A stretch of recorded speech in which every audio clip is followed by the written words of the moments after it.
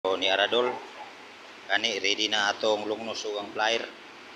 Ang electrical tape lang kay naghulat pa ko. So mintras naghulat pa ko sa electrical tape o ang tagasilong bungkag sila sa ilang kuan, naghipo sila sa ilang mga katong monitoring sa CCTV o sa patong uban dito yung mga aircon na siguro nila.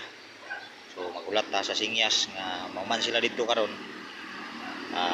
Ayan din ta mo putol diri ini kauman na dito. So niya day ko lapasan karon sa niya ko dani nga pharmacy tungod nga billboard ang makita.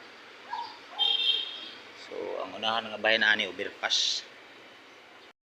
So nagvideo-video sa ako diri karon kay nagulat pa ko sa sinyas sa tagasilong ug mahuman sila. Ay ni aday ko dapit sa plaza idol. Kay sumpay man ni sa barangay.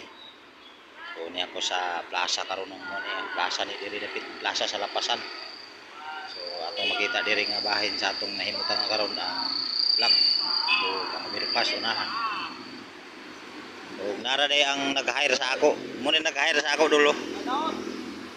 Was out daw, was out sa Tagalangaon.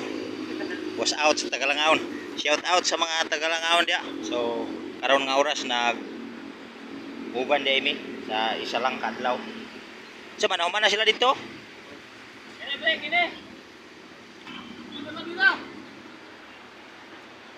Okay, naghipos pa sila.